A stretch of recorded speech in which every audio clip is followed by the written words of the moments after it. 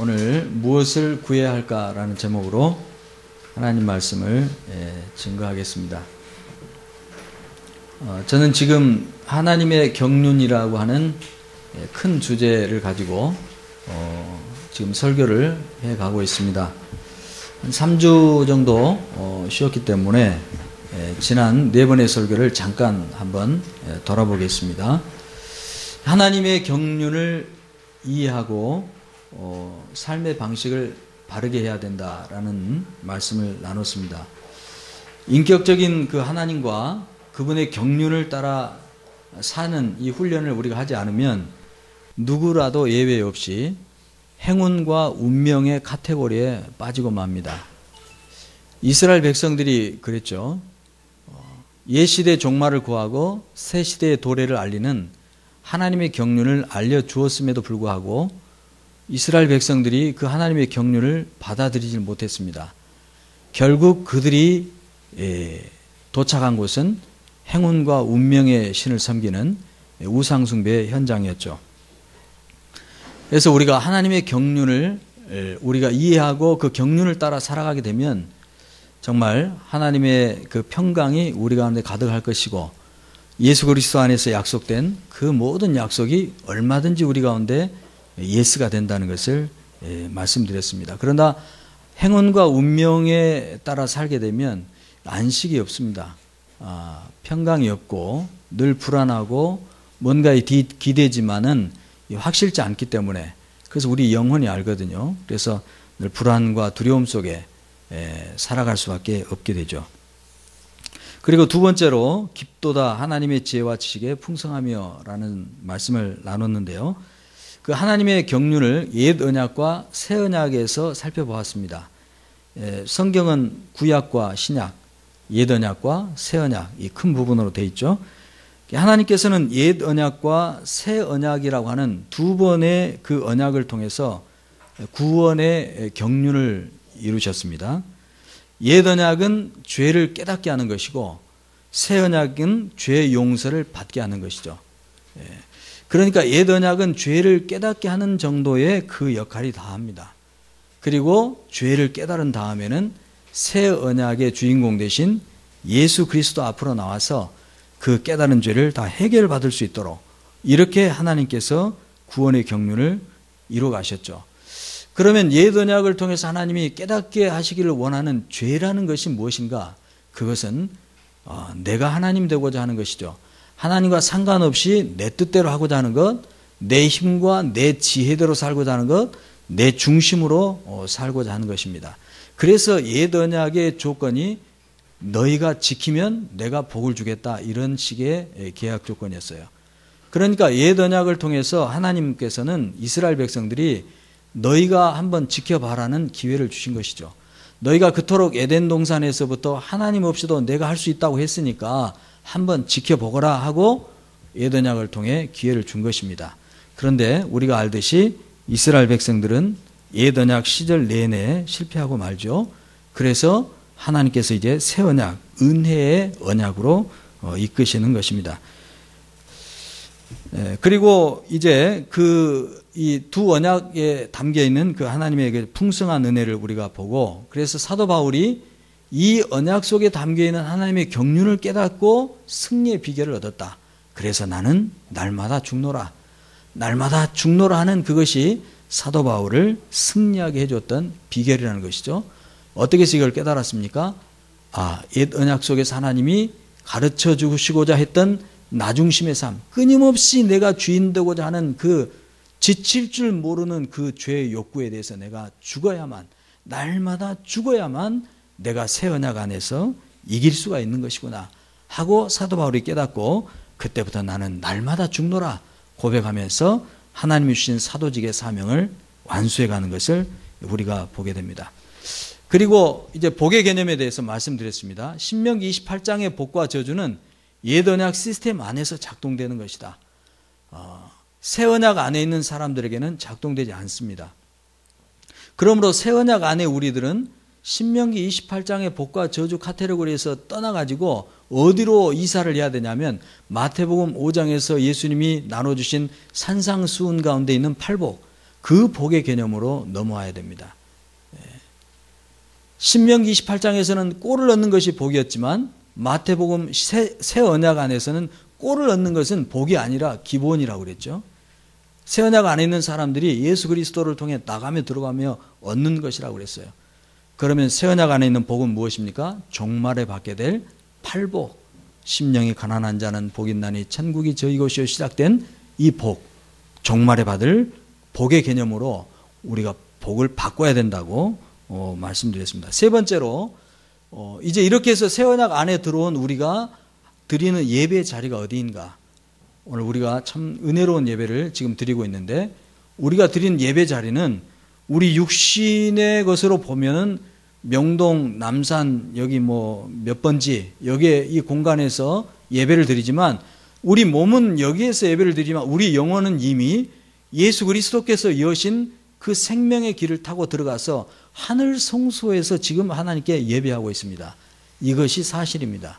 예수님이 찌르신 그 육체의 휘장, 그것은 하늘 성소와 땅을 가리고 있었던 휘장이었다고 성경은 말씀하죠.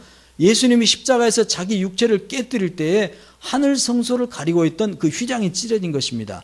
그래서 예수 그리스도를 의지하고 성령을 따라 누구든지 하늘 성소에 다 들어갑니다. 나중에 들어가는 것이 아니고 우리가 믿음으로 하늘 성소에 들어가서 바로 거기에 계신 아바 하나님께 우리가 예배하는 것이라고 나눠드렸죠.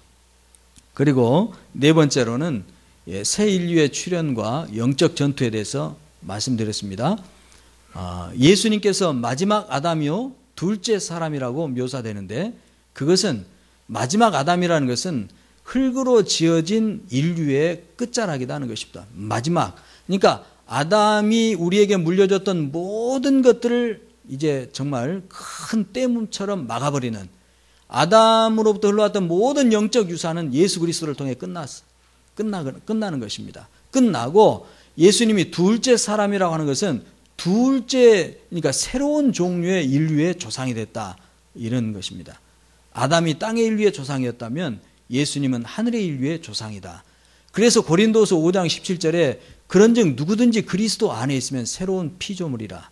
새로운 피조물이라는 것은 새로운 인류라는 것입니다. 그러니까 이 땅에는 두 종류의 인류가 살고 있습니다.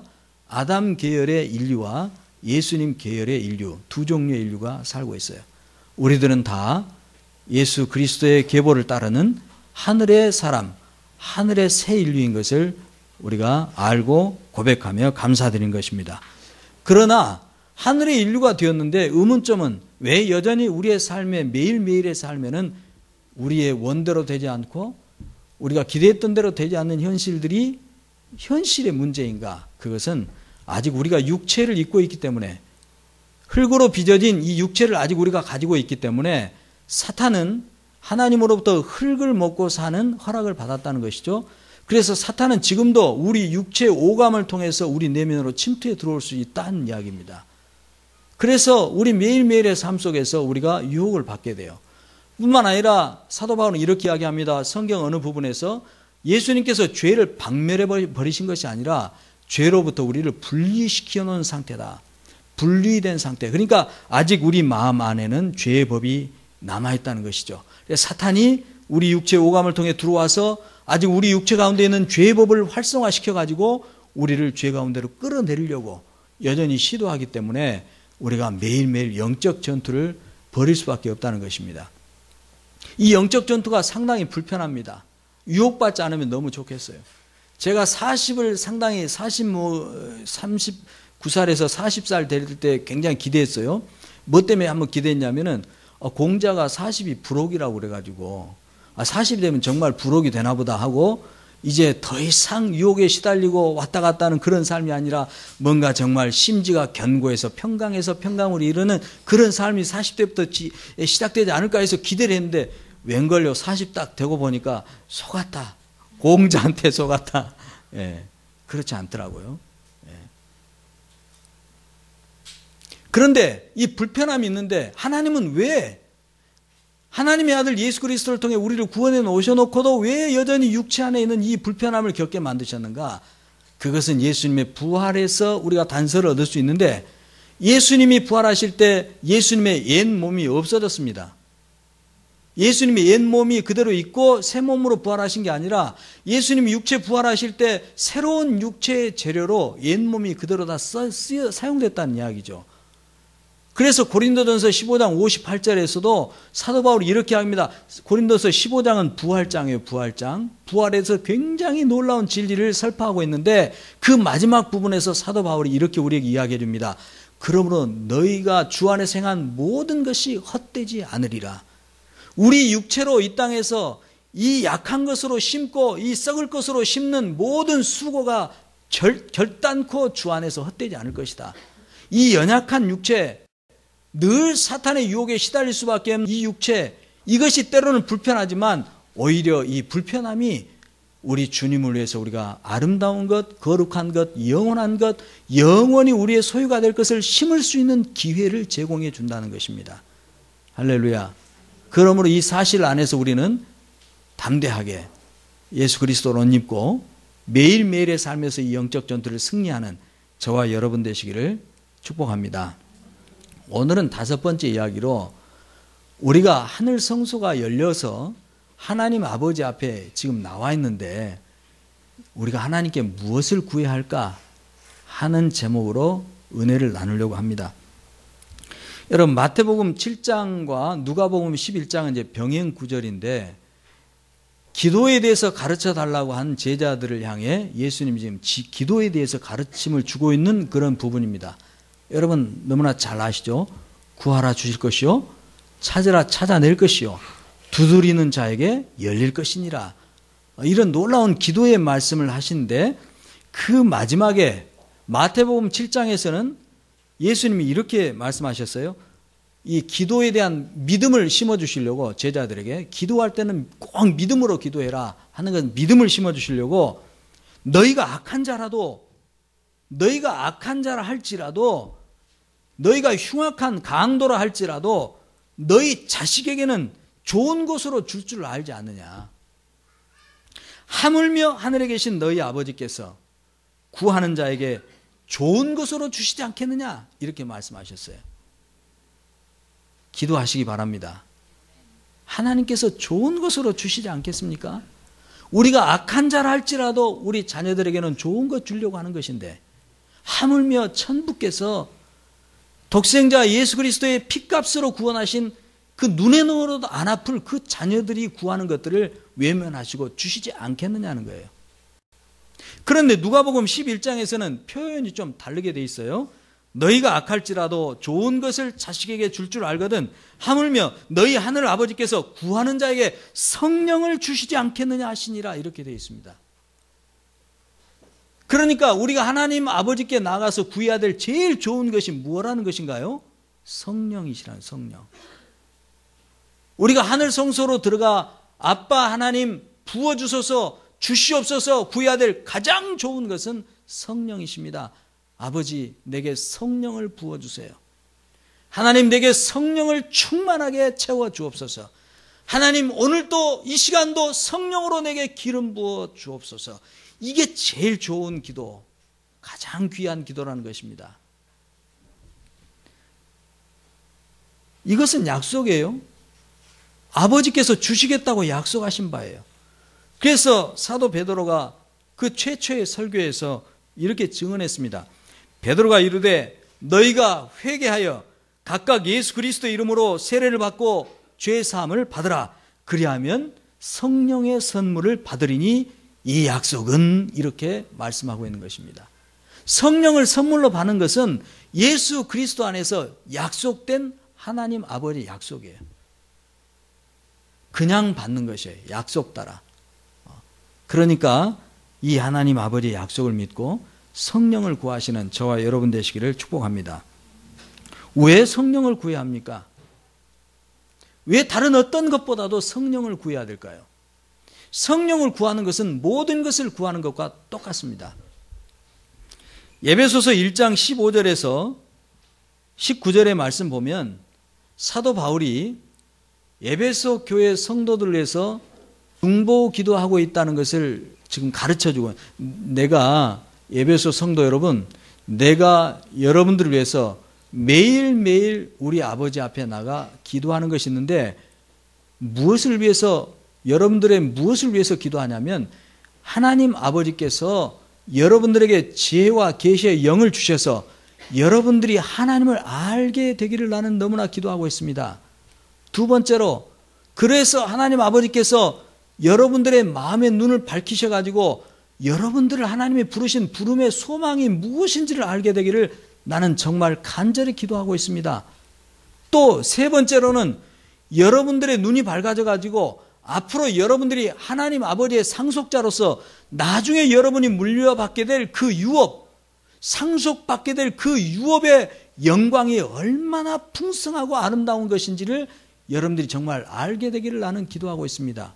네 번째, 이미 여러분들 안에 하나님의 엄청난 능력이 들어있다는 것을 여러분들이 알게 되기를 나는 기도하고 있습니다.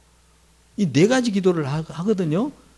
그러니까 사도 바울이 지금 옥중서신인 에베소서에서 사역의 거의 말년 부분에 완숙의 경지에 이른 사도로서 교회 성도를 위해서, 교회 성도들을 위해서 중보기도 하는데 무엇을 기도했느냐 하면은, 사도 바울이 생각했을 때는 이 네 가지가 성도에게 가장 중요한 것이라고 생각이 돼서 이 네 가지를 기도하는 것이라는 거죠. 하나님을 아는 것, 부르심의 소망을 아는 것, 상속받을 기업의 영광스러움과 그 풍성함을 아는 것, 믿는 자에게 주신 능력이 얼마나 큰 것인지를 아는 것. 한마디로 깨달음입니다. 깨달음. 이 네 가지 중요한 깨달음을 성도들이 얻는 데는 지혜와 계시의 영입니다. 아버지께서 부어주시는 지혜와 계시의 영이신 성령이 우리 가운데 오셨을 때 성령께서 이 모든 것들을 깨닫게 해주시기 때문에, 그래서 우리가 성령을 구해야 되는 것입니다. 성도 여러분, 사도 바울의 기도대로 우리가 이 네 가지를 정말로 그야말로 다 깨달았다고 한번 가정을 해보죠. 정말 하나님을 알게 됐습니다. 나를 부르신 하나님의 소망이 무엇인지 진짜 알게 됐어요. 나중에 내가 그리스도 안에서 물려받게 될 유업이 어떤 것인지 정말 알게 됐어요. 이미 지금 내 안에 엄청난 하나님의 만물을 창조하신 말씀이신 그 말씀이신 그분이 내 속에 이미 들어와 계시다. 내 안에 하나님의 능력이 내 안에 들어와 있다는 걸 알게 됐어요. 알게 됐다고 치고, 알게 되면 여러분 어떻게 하실 것 같습니까? 예, 표현이 좀 뒤집어질 것 같아요. 뒤집어져요. 제가 이걸 정말 깨달았다 그러면 제가 뒤집어질 것 같아요. 뒤집어진다는 것은 속과 겉이 이렇게 완전히 뒤집어 까진다, 이렇게 될 것 같아요. 예, 우리식 그냥 세상에 떠도는 말로 그냥 쉽게 이해하기 쉽게 천지가 개벽하는 그런 일이 제게 일어날 것 같아요. 그때부터 저의 삶은 완전히 달라질 것입니다. 완전히 달라질 거예요. 이 깨달음을 얻기 위해서 우리에게 성령 하나님이 계셔야 되는 것입니다. 두 번째로, 왜 우리가 성령 하나님을 구해야 되느냐? 왜 그게 가장 중요한 기도냐? 기름 부으심 때문에 그렇습니다. 능력이죠. 깨달았는데 행할 능력을 우리가 발휘할 수 없다면 아무 소용없는 것이죠. 누가복음 4장 18절 19절에서 예수님께서 공생의 첫 설교를 나사렛 회당에서 하셨습니다. 오늘 본문 이사야서 61장의 본문을 가지고 설교를 하셨어요. 주의 성령이 내게 임하셨으니 이는 가난한 자에게 복음을 전하게 하시려고 내게 기름을 부으시고 내게 능력을 부어주시고 나를 보내사 포로된 자에게 자유를, 눈먼 자에게 다시 보게 함을 전파하며 눌린 자를 자유롭게 하고 주의 은혜의 해를 전파하게 하려 하심이라. 이렇게 설교를 하셨어요. 그리고 책을 덮어 그 맡은 자에게 주시고 앉으시니 회당에 있는 자들이 다 예수님을 주목했습니다. 그때 예수님이 그들을 향해 뭐라고 말씀하셨습니까? 이 글이 오늘 너희 귀에 응하였느니라. 그 옛날 여러분들의 조상 이사야 선지자가 예언했던 이 말씀이 오늘 여러분 앞에 성취되었도다. 이렇게 지금 이야기했던 것이에요. 이 말씀은 주님의 목적이 무엇인지를 정확하게 보여줍니다. 예수님께서 가난한 자에게 복음을 전하기 위해 오셨어요. 마음이 상한 자를 치유하기 위해 오셨습니다. 갇힌 자, 포로된 자에게 자유를 주시려고 오셨습니다. 주의 은혜를 선포하려고 오셨습니다. 근데 예수님께서 이 오신 목적을 이루기 위해서 반드시 예수님이 받으셔야 됐던 것이 있는데, 그것이 바로 성령의 기름 부으심이었어요. 예수님이 신적인 속성으로 사역하시지 않으셨어요. 예수님은 철저하게 인성으로 사역하셨습니다. 신성을 사용하지 않으셨어요. 예수님은 철저한 인간 예수로서 성령의 기름 부으심만을 의지해서 모든 사역을 완수해 내셨습니다. 그리고 예수님께서 부활하신 후에 승천하시기 전에 사도행전 1장 8절에서 제자들을 불러 모아놓고 뭐라고 부탁을 하십니까?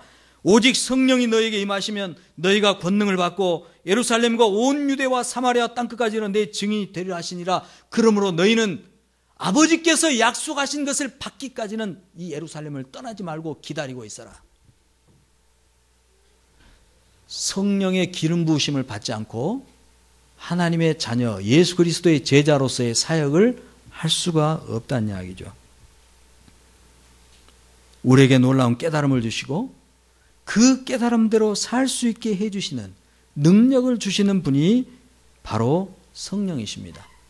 그래서 우리가 하늘 성소로 들어가서 항상 하나님 아버지께 구해야 될 것, 잊지 말고 구해야 될 것, 아버지 약속의 성령을 내게 부어주소서. 우리 같이 한번 해보죠. 아버지 약속의 성령을 내게 부어주소서. 충만하게 부어주소서. 이 기도를 절대 빼먹어서는 안 되는 것입니다, 여러분. 그리고 기도했으면 하나님께서 성령을 부어주신 것으로 믿고 누리시기 바랍니다. 할렐루야. 내 노력으로 받는 게 아니에요, 성령님은. 그 음식 막 며칠 한다고 받는 게 아니에요. 도움은 되겠죠. 도움은 되겠지만 금식 자체가 성령을 받게 하는 충분 조건은 아니에요. 약속입니다. 아버지의 약속에 대한 믿음이 전부입니다. 할렐루야. 그러면 이제 주제를 좀 넘어가겠는데, 예수님 이후, 포스트 지저스 크라이스트, 예수님 이후는요, 예수님이 오셔서 이 아름다운 사역을 펼치시고 승천하셨습니다. 하나님 보좌 우편에 계십니다. 그럼 예수님 이후에는 이 아름다운 사역이 어떻게 되는 것이죠? 예수님께서는 성령의 기름 부음을 받고 성부께서 맡기신 그 모든 사역을 완벽하게 감당해 내셨죠. 그러면 예수님 부활 승천 이후에 성부의 이 사역, 하나님 아버지께서 원하시는 이 사역은 어떻게 지속이 되는가 하는 거예요. 예수님이 하셨던 이 사역이 이 땅에서 마지막 심판 때까지 계속 지속되게 하기 위해서 하나님이 취하신 조치는 무엇인가? 그것은 그리스도의 몸인 교회를 세우는 것입니다. 교회를 세우는 것이에요, 여러분. 그리고 교회의 성령을 충만하게 부어주시는 것입니다. 교회는 그의 몸이니 만물 안에서 만물을 충만하게 하시는 이의 충만함이니라. 만물을 충만하게 하기 위해서 만물 위에 교회를 세워놓고, 여러분 교회는 만물 위에 있어요. 지위가 만물 위에 있습니다. 하나님 그 다음 지위가 교회입니다. 그 다음이 천사들이에요. 교회가 천사들보다 지위가 더 높습니다. 만물 위에 교회를 세워놓고 하나님이 교회를 충만하게 채우십니다. 뭘로요? 하나님의 충만으로. 하나님의 충만으로 채우면 교회가 그 하나님의 충만을 받아서 만물을 충만하게 하게 하시려고. 그것이 하나님의 디자인입니다. 그래서 주님이 교회를 세우셨습니다. 성령께서 지금 교회 안에서 교회를 돌보시며 교회를 통하여 일을 하고 계십니다. 그러니까 성경이라고 하는 드라마는, 이 성경이라고 하는 드라마에서 예수님은 남우주연, 남자 주인공, 교회는 여자 주인공, 여우 주연, 성부 하나님은 감독, 성령 하나님은 연출자이세요. 성경의 드라마가 이렇게 되어 있는 겁니다. 그러니까 교회가 할 일이 무엇인가가 명확해지는 거예요. 교회가 할 일이 뭡니까? 예수님이 하신 일 우리가 해야 돼요. 오늘 본문 말씀에 주 여호와의 영이 내게 내리셨으니 이는 여호와께서 내게 기름을 부으사 가난한 자에게 아름다운 소식을 전하게 하려 하심이라. 교회는 성령의 기름 부음을 받아서 가난한 자에게 복음을 전해야 합니다. 또 하나님이 우리를 마음이 상한 자들에게 보내십니다. 가서 마음이 상한 자들을 고쳐야 돼요. 사탄에게 포로된 자들을 풀어줘야 됩니다. 어둠의 귀신들을 쫓아내서 거기에 묶여있는 영혼들을 자유케 해야 됩니다. 여호와의 은혜에 사람들의 욕심 때문에 온통 어그러져 버리고 만 이 세상을 다시 원위치뿐만 아니라 더 좋은 상태로 될 그 희년, 여호와의 그 은혜해, 그 은혜해가 우리 가운데 다가오고 있다는 것을 우리가 선포해야 됩니다. 그래서 이 세상이 정말 강자의 논리요 힘 있는 자 중심으로 편제되어 있어가지고 언제나 약한 자들은 빼앗기고 착취당하고 핍박당하고 학대당하고 슬픔 속에 살 수밖에 없었지만, 이 하나님의 놀라운 은혜의 이야기를 듣고 슬픈 자들이 위로를 받는 것입니다. 가난한 자들이 위로를 받는 거예요. 천국이 우리의 것이 됐으니까. 슬픔 대신에 기쁨을 얻고 근심 대신에 찬송의 옷을 입혀주는 그 사역을 교회가 해야 됩니다. 그러기 위해서 교회는 반드시 성령의 기름 부음을 받아야 됩니다. 인간의 이성으로 되지 않아요. 성령의 기름 부음을 반드시 받아야 돼요. 교회가 해야 될 일의 가장 중요한 일은 교회를 세우는 것입니다, 여러분. 예수님의 사역을 이어가는 것이에요. 예수님의 사역은 한 사람 구원하는 거기에 그치지 않아요. 물론 맞아요. 한 사람 한 사람에 집중하셨어요. 그러나 예수님의 눈은, 마지막 눈빛은 교회입니다. 교회를 이 반석 위에 세워가지고 음부의 빗장을 무너뜨리는 교회를 세워 내 신부를 세워서 내 신부에게 하나님 아버지의 모든 유업을 물려주는 것, 그래서 내가 신부와 함께 영원토록 이 나라를 통치하는 것, 그게 예수님의 마지막 목표죠. 우리 교회가 해야 될 일도 뭡니까? 교회를 세워야 됩니다, 여러분. 교회를 세워야 돼요. 제가 왜 이렇게 강조하느냐? 한국 교회가 지금까지 무슨 일을 해왔느냐 하면 복음을 전해야 된다는 것에 멈췄어요. 그게 잘못됐다는 게 아니고 복음을 전해서 그 다음에 뭘 해요? 교회를 세워야 된다. 교회를.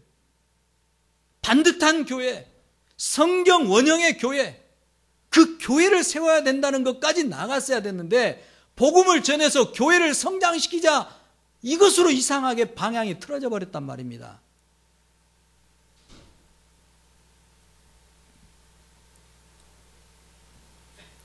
가난한 자에게 복음을 전하고 마음이 상한 자를 치유하고 아픈 자들을 치유하고 사탄에게 매인 사람들을 풀어주고 주의 은혜와 죄에 대한 심판을 선포하는 것, 그래서 모든 슬픈 자들이 위로를 받게 하는 것, 이게 교회가 해야 될 일이고 저희 사역자들이 해야 될 일이죠. 여러분, 그렇게 되면 내가 성령의 기름 부음을 받아서 이 사역을 하게 되면, 이 사역을 받아서 복음을 듣고 치유되고 위로를 받고 한 그 사람들은 어떤 사람들이 되느냐? 오늘 본문 4절 보니까 그들은 오래 황폐하였던 곳을 다시 쌓을 것이며 옛부터 3절입니다. 3절에 그들이 의의 나무 곧 여호와께서 심으신 그 영광을 나타낼 자라 일컬음을 받게 하려 하심이라. 그러니까 우리가 이런 사역을, 교회를 세워서 이런 사역을 해 나가면 이 사역을 받는 사역의 수혜자들이 여호와의 영광을 나타낼 의의 나무가 다 될 것이라는 것이죠. 그리고 그 의의 나무들이 된 그 사람들이 오래 황폐하였던 곳을 다시 쌓을 것이고 옛부터 무너진 곳을 다시 일으킬 것이고 황폐한 성읍 곧 대대로 무너져 있던 것들을 중수할 것이며, 이렇게 되어 있습니다. 그러니까 성령의 이중적 사역이에요. 우리가 이것을 이해해야 됩니다. 지금 잘 따라오고 계신가요?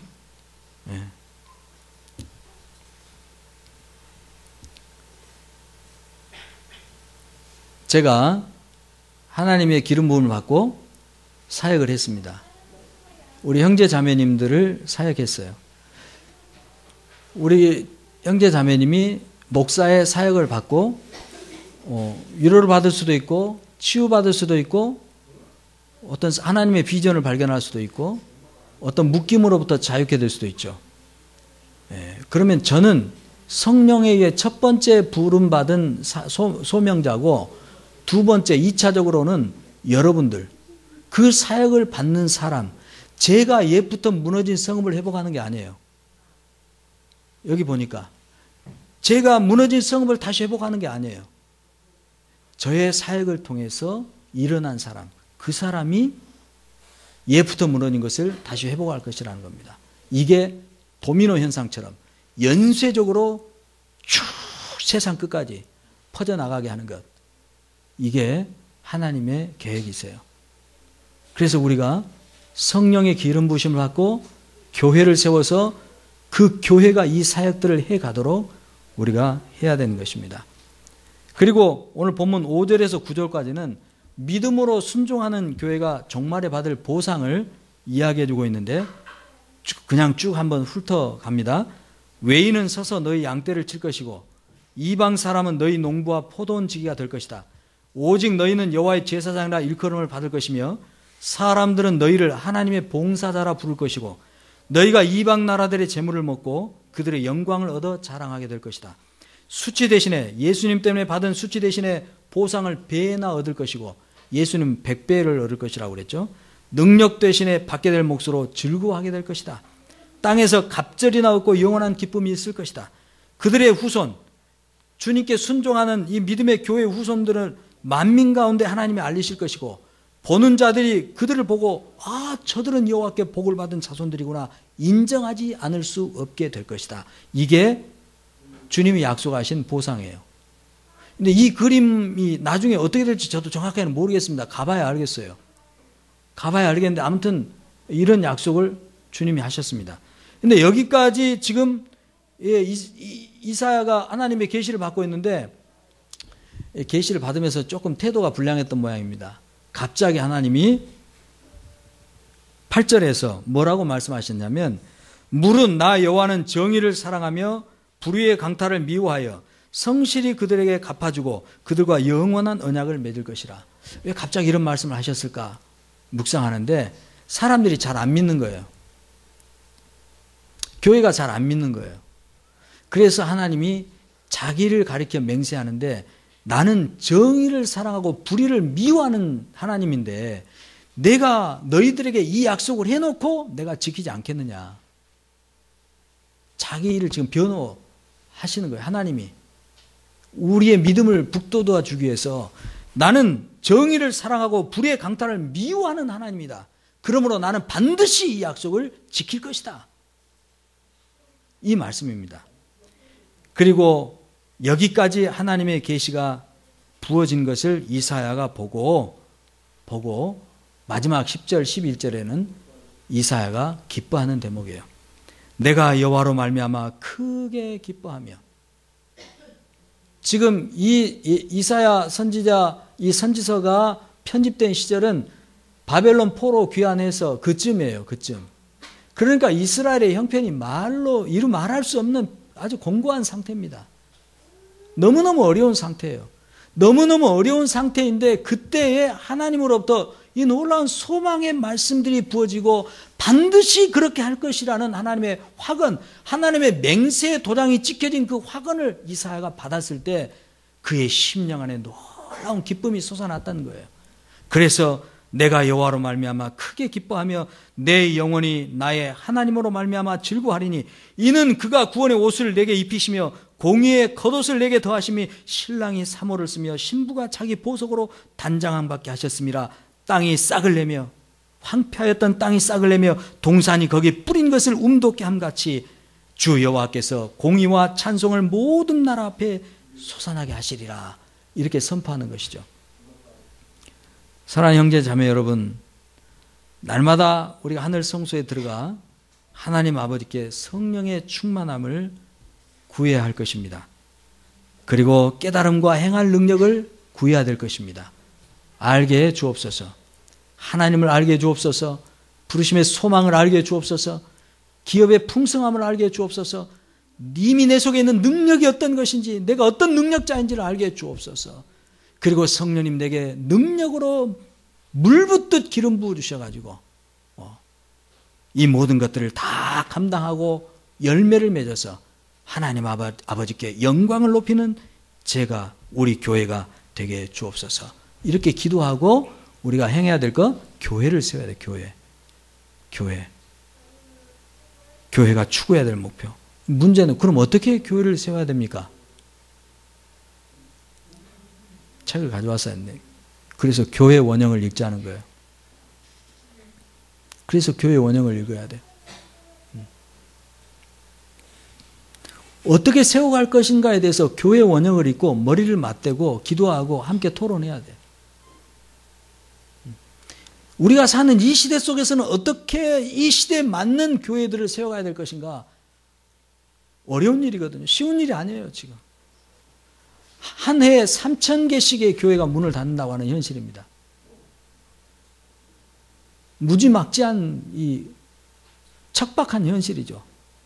그런데 우리에게 주어진 사명은 교회를 세워가야 돼요. 우리 형제 자매 여러분, 내가 예수 믿고 구원받고 천국 가는 것이 신앙의 목적이 되면 안 됩니다, 여러분. 그것이 하나님의 목적의 전부가 아니에요. 우리는 다 교회를 교회 목사님이 세우세요. 아닙니다, 여러분. 저와 여러분이 다 같이 교회를 세워야 돼요. 성경 어디에서 목사한테 교회 세우라는 부분이 있습니까? 에베소 말씀에서는 하나님 예수님이 세우신 선지자, 사도, 목사, 교사, 복음 전도자, 이런 사람들은 성도를 온전케 하고 성도가 봉사 일을 하게 하고 성도가 그리스도의 몸인 교회를 세우게 하게 하는 역할입니다. 교회를 세우는 것은 성도의 몫이에요. 그것이 성경적입니다. 그래서 우리가 성령 충만을 구하고 깨닫고 능력을 받아서 교회를 세워가야 되는데, 우리 시대에 맞는 교회는 어떻게 세워가야 됩니까? 교회 원형을 읽자는 거예요. 교회 원형을 읽고 느낀 바들을 나누고 궁금한 것들을 나누고 반대되는 면이 있으면 토론하고, 그러면서 그 교회 원형이 성경은 아니기 때문에 부족한 부분도 있고 잘못된 부분이 있을 수도 있을 거예요. 그러나 하나님이 주신 계시대로 지금은 펼쳐놓은 것입니다. 나이브한 거예요. 원광석과 같은 거예요. 이제 달려들어서 여기에 붙어있는 돌 쪼가리를 쪼아내가지고 그 속에 숨겨있는 다이아몬드가 드러나게 해야 됩니다. 우리가 다 함께 해야 될 일이에요. 그래서 교회 원형을 출판한 것이고 우리가 다 그걸 읽게 되기를 원하는 것입니다.